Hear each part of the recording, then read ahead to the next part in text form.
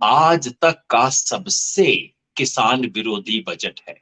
अब बड़ी बात है, आपको लगेगा ना वैसे ही बोल दिया। मैं आपको एक एक आंकड़ा देके बताऊंगा कि इस बजट की हकीकत क्या है। आमतौर पे जो बजट की स्पीच होती है उसमें बताया जाता है कि देश का टोटल खर्चा इतना होगा और एग्रीकल्चर में हम इतना खर्च करेंगे। वो फिगर ही नहीं था।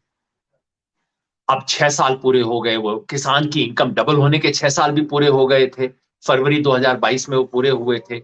तो मैं वेट करता रहा कि भाई फरवरी 2022 तो हो गई है, अब कितनी इनकम बढ़ी। कम से कम चलिए, इनकम बढ़ाने का नहीं हो सकता है ये घोषित कर दें कि 6 की बजाय 7 साल में करेंगे, 8 साल में करेंगे, और कुछ नहीं तो इसका आंकड़ा ही दे देंगे। कल मैंने इकोनॉमिक सर्वे भी इस लिहाज से पढ़ा, कुछ नहीं था। सरकार ने इस साल जितना कृषि और कृषि से जुड़े हुए चीजों पे खर्चा करती थी उसे घटा दिया है।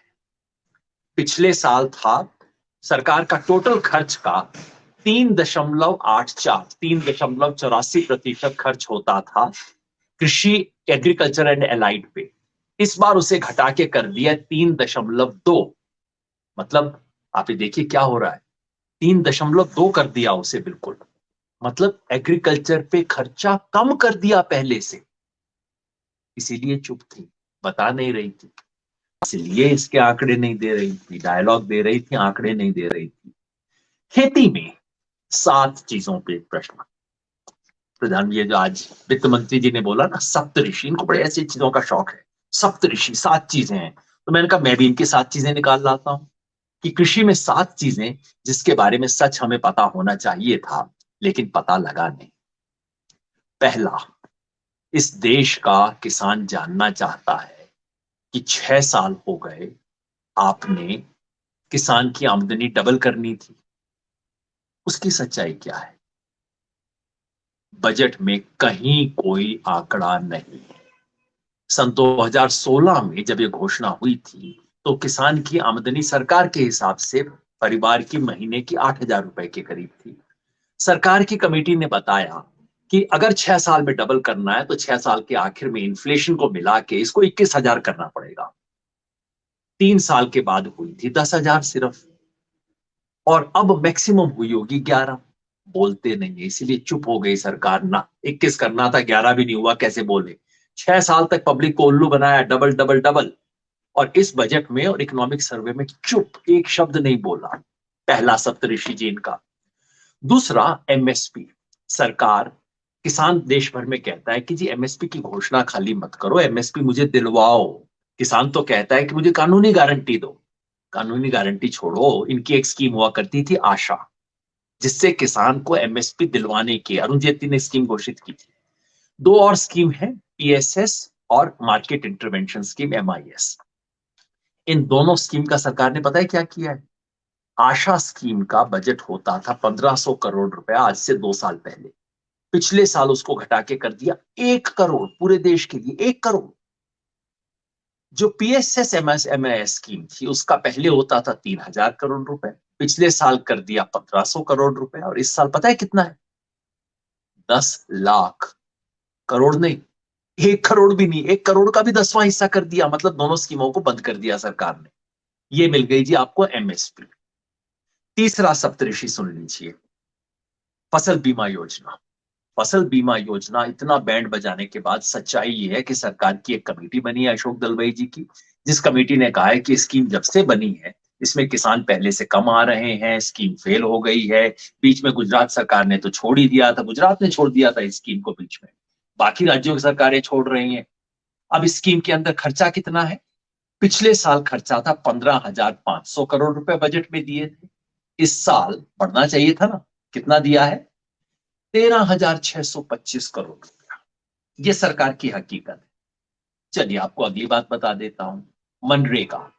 मनरेगा जो कि मजदूर, गांव की खेती हर मजदूर की स्कीम है। पिछले साल सरकार ने बजट में 73,000 करोड़ रुपए दिए थे। खर्च ज्यादा करने पड़े, खर्च 90,000 करोड़ से भी ज्यादा करने पड़े। और इस साल पता है कितने पैसे दिए, 60,000 करोड़ रुपए मनरेगा का बजट काट दिया।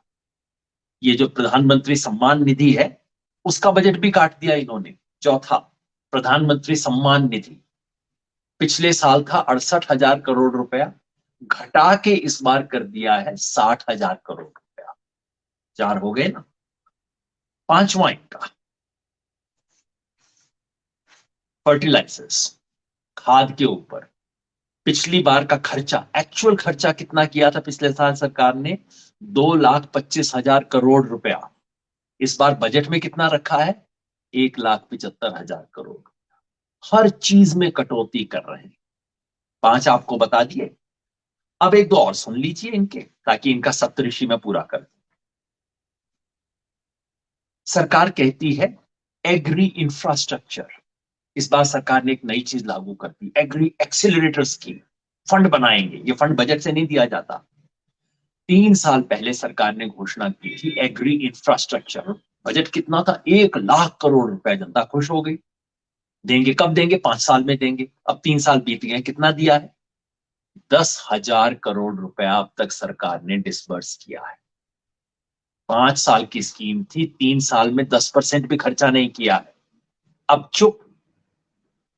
और सातवां इनका है एग्रीकल्चर मार्केट। सरकार ने 4 साल पहले घोषणा की थी कि हम 3 साल के अंदर 20,000 मंडियों को, हाट जो है उसको प्रॉपर एग्रीकल्चर मंडी बना देंगे। तालियां तालियां खूब पिट गई। अब पता लगा कितना हुआ है? कोई खबर नहीं। मतलब घोषणा कर दो, तालियां पिटवा लो, और उसके बाद राम जाने बाय बाय टाटा। आज भी ऐसी कुछ हो गया। मोटा अनाज बहुत अच्छा है, बाजरा खाना अच्छा है। सब लोग मेरे को कह रहे थे जी बाजरे के बारे में तो बहुत बड़ी घोषणा है। मैंने कहा घोषणा क्या हुई जी? उन्होंने कहा है कि मोटा अनाज उगाना बहुत अच्छी बात है, मैं भी मानता हूँ। वो कहते हैं खाना अच्छी बात है, मैं कहा मैं भी मानता हूँ। मेरे को ये बताओ, ये करने के लिए आप कितना सरकार इसमें पैसा लगाएगी बजट में, ये बताओ। कुछ नहीं बताया, बस उसको श्री अन्न नाम दे दिया। अरे बाजरे का जो भी नाम दे दो, भगवान नाम दे दो, लेकिन उसके लिए पैसा तो दो। कोई पैसा नहीं दिया। ये हकीकत है। तो ये बजट है जी, किसान के लिए इससे बड़े धोखे का, इससे भारी किसान विरोधी बजट इस देश के इतिहास में नहीं। पहले कम से कम इतनी आंख की शर्म थी कि बजट में किसान किसान बोलते रहते थे, एक आधी स्कीम अनाउंस कर देते थे, कहीं कुछ पैसा दे देते थे, कहीं कोई दान डाल देते थे कि चल सम्मान निधि में इतना पैसा दे दिया, ये कर दिया, वो कर दिया, नाम तो होता था। अब लगता है इस सरकार ने तय कर लिया कि देखो किसान तो हमारे साथ है नहीं, अब ले दे के हमारे साथ हैं पूंजीपति, और उनके लिए ये बजट है। तमाम इस देश के हित वाले राष्ट्रभक्त लोग कह रहे थे कि देश की अर्थव्यवस्था की इतनी बुरी हालत है, एक बार इन बड़े बड़े पूंजीपतियों को, जिसके पास 100 करोड़ रुपए से ज्यादा है, उन पे एक बार आप इनकी संपत्ति पे 1% टैक्स लगा दो। अपने दोस्त अडानी पे ही टैक्स लगा दो, 1% टैक्स लगा दो, तो इस देश में पता नहीं कितने स्कूल और अस्पताल खुल जाएंगे। पता है क्या किया है? उनका टैक्स घटा दिया है। अपने पूंजीपतियों के टैक्स घटा दिए गए, और किसान के लिए इनकी जेब में एक पैसा नहीं। अब फैसला किसान आंदोलन को करना है। अगर आपको ये मंजूर है, खुश रहिए, ऐसा ही और होगा। और अगर मंजूर नहीं है, अगर लगता है कि चुनाव वाले साल के बजट में कोई सरकार अगर ये कर सकती है, तो बाद में क्या करेगी, आप खुद ही कल्पना कर लीजिए। अब फैसला आपको करना है, फैसला किसान को करना है। ये देश किसान आंदोलन ने 26 जनवरी को एक ट्रैक्टर मार्च करके, एक बड़ी रैली करके एक नए आंदोलन की घोषणा कर दी। अब आंदोलन के सिवा, संघर्ष के सिवा कोई रास्ता नहीं।